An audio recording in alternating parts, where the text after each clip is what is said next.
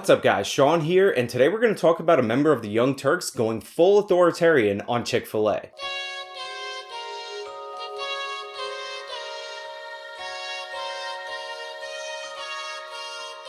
But before we get started, I just want to say that the final episode review of Game of Thrones Season 8 is up on my second channel. You can click the link in the description or the iCard right there in order to see it. Also, thank you to everybody who joined me over on Twitter. Thank you to those who support me on Patreon and Subscribestar. So recently, the Young Turks put out a video about the recent Chick-fil-A controversy that's happening over in Texas. Republican lawmakers in Texas are trying to find ways to protect Chick-fil-A because it appears that Chick-fil-A's anti-gay stance and the fact that that company does fund anti-gay politicians and political efforts makes some people not want to do business with them. To give you guys a little bit of background, the controversy surrounding Chick-fil-A has been going on for about 6 years when it was discovered and reported by the media that owners of the Chick-fil-A restaurant don't support gay marriage and actually give money to campaigns and causes that lobby against gay marriage. Now, this led to a series of unsuccessful boycotts against the franchise, which in terms of legality are perfectly fine. If you don't agree with the politics of the people who own Chick-fil-A and you choose not to eat at Chick-fil-A, that's fully within your rights. But it also led to a series of Democratic politicians trying to take legislative action against the franchise, which is completely not fine. It's unconstitutional as it's a blatant violation of the First Amendment rights of the owners of Chick-fil-A. Now, just to get this out of the way up front, I'm actually in complete disagreement with Chick-fil-A's politics in regards to gay marriage. I think if you're gay and you want to get married, adopt a puppy, pre-order an Xbox game, whatever right that you want, you should be able to have it. Actually, scratch that last part. Pre-ordering makes no sense as a concept, and I'm against anybody using the term pre-order. If you pay for something in advance under the condition that it'll either be delivered to you or you'll pick it up later, that's just called ordering. And if you don't pay for something in advance and have the supplier or the company hold it for you, that's just called reserving. Pre-ordering is a meaningless term. Stop using it, people. Now that we got that very important stance out of the way, back to the main issue. So it's okay for people to boycott Chick-fil-A because they disagree with their political stances, but it is not okay for states, cities, and local municipalities to ban Chick-fil-A or prevent them from operating like any other franchise because they disagree with where the owners spend their money. Unfortunately, despite the fact that doing so is a clear-cut constitutional violation, cities like Denver and most recently San Antonio have actually barred Chick-fil-A franchises from opening in their airports. And in response to this blatant and obvious constitutional violation, the state of Texas is on the verge of passing a law that would prevent cities, states, and local municipalities from discriminating against or violating the rights of companies based on their speech. Now, the reason I'm giving you all this background is because the Texas state law barring cities and local municipalities from doing this shouldn't be controversial at all. What should be controversial and looked down upon is a city or state trying to violate the rights of one of its citizens because they don't agree with their political speech. Could you imagine what the left's reaction would be if President Trump, instead of just tweeting angrily about the Red Hen, decided to bar the Red Hen from opening new locations based on the fact that he didn't agree with their politics and not serving Sarah Huckabee Sanders?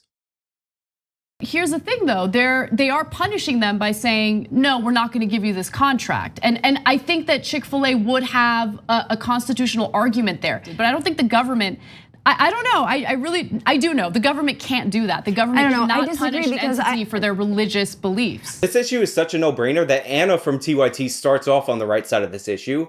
The British woman in the center moves toward Ana's position during the segment, and the only person at TYT on this panel who's adamantly against it is the woman on the left, Francesca. There's a big concern that there seems to be this all-out assault on our freedom to worship and to give our money to organizations that we want to support. And look, people love Chick-fil-A. You can't argue with Chick-fil-A's food. And I don't think you should be able to argue with the organizations that Chick-fil-A chooses to support either.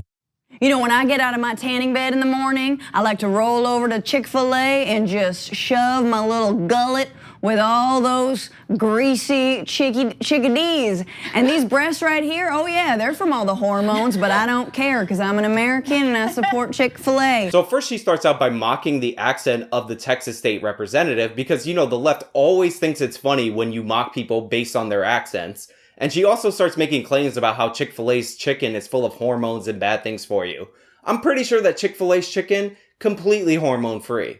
But they should suffer the consequences, and that's, I think, where this law is doubling down on that. They're saying that, no, we're gonna insulate corporations from whatever ramifications that might become from their like really retrograde policies. And I think that that's not the free market. That's actually suddenly controlled capitalism. No, the Texas law does not insulate Chick-fil-A from the consequences of their speech, and it's not granting them a special privilege in the marketplace. All it does is give them the same rights, privileges, and immunities that any company would have if their owners donated to a political campaign that the politicians might disagree with. It's quite clear that Chick-fil-A is in compliance with everything needed to open a franchise in the San Antonio airport. The only sticking point for the San Antonio City Council is that they personally disagree with the political views of the owner. So the city of San Antonio is refusing to let this franchise open a location based solely on the fact that they have a differing political opinion with the owners of this franchise. You believe in the free market and you're against LGBTQ rights and you believe that your employees, I don't know what they do. Do they like check their genitals or something? I'm not sure. But whatever they do to the employees of Chick-fil-A, or if they donate a bunch of money, then yes, you heard that correctly. Francesca just said that Chick-fil-A, the fast food chain, is checking the genitalia of their employees as a condition for their employment, and then said, or donating money to campaigns, as if those two things are even in the same ballpark. One is clearly illegal and a violation of law, and if you had any evidence that they were doing that, those people would be arrested, fined, and put in jail. The other one is perfectly legal political activity. You are allowed to donate to whatever campaign that you want. I don't know what they do. Do they check their genitals or something? I'm not sure. But whatever they do to the employees of Chick-fil-A, or if they donate a bunch of money, then yes, this is the level of argumentation behind the people who want to overthrow the First Amendment in this country.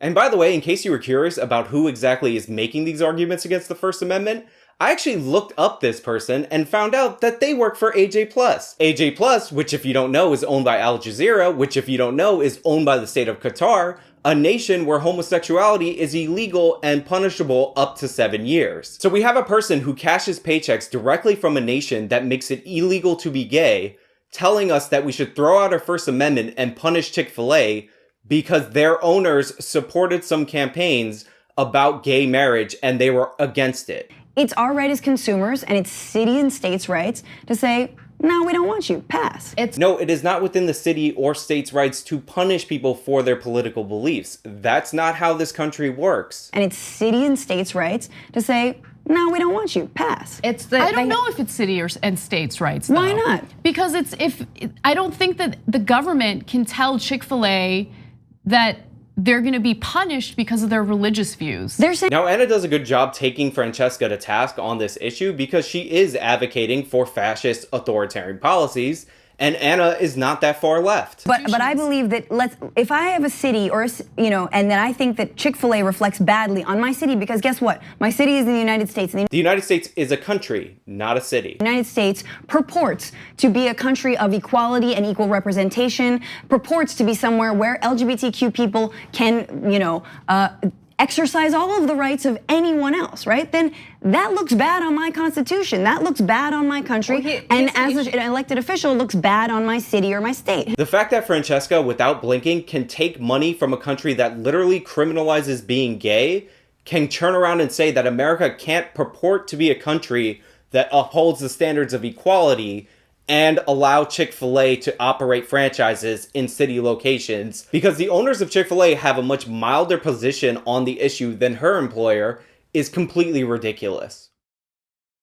It looks bad for their city or their airport to have Chick-fil-A in it. Not only that, but it's closed on Sundays. What the hell? What if you have a Sunday flight, right? That's one. Chick-fil-A choosing to not be open on Sunday is not an argument for the city discriminating against the restaurant. Chick-fil-A makes that choice at their own expense. They're not paying any less rent to the airports by deciding not to open on Sundays. They're paying the full cost that any other company would pay, while voluntarily foregoing 1/7 of their potential income. But according to Francesca, the fact that they're giving all their employees Sunday off and operating their business according to their religious values violates her rights, because she might want a sandwich from the place that she thinks inspects people's genitals and it's full of hormones. I don't know what they do. Do they like check their genitals or something? I'm not sure. And these breasts right here, oh yeah, they're from all the hormones, but I don't care because I'm an American and I support Chick-fil-A.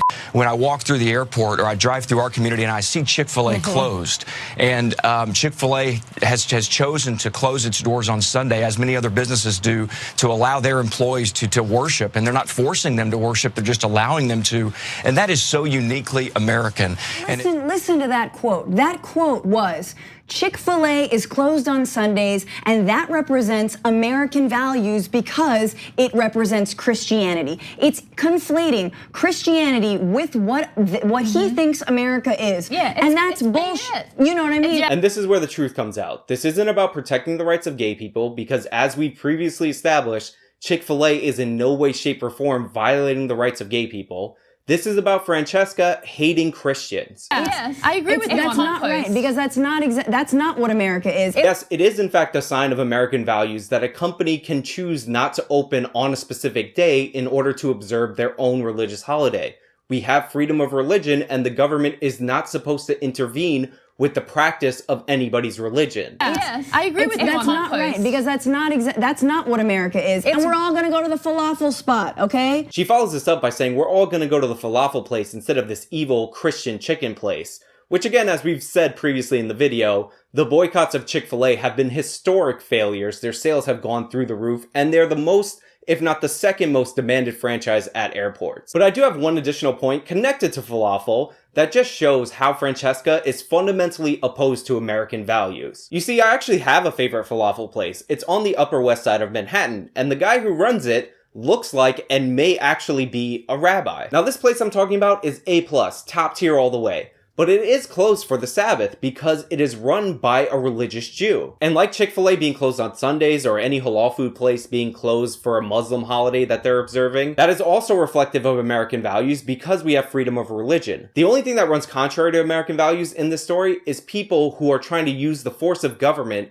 to pass laws to punish people for their religious beliefs or their freedom of speech. And if I'm wrong and this really isn't about hating Christians and you genuinely believe that the feelings of gay people trump the rights of everybody else in this country, then please do me a favor and quit your job and return all of the money to the state of Qatar that you've made from AJ+. And until such a point, kindly stop throwing stones in your glass house. Anyway, that's all I really have for you guys today. Let me know what you think about this down in the comments below. If you like this video, then show me by leaving a like, subscribe for more content, follow me on all my social medias. This has been me exposing a TYT contributor as an absolute and embarrassingly awful hypocrite. Till next time.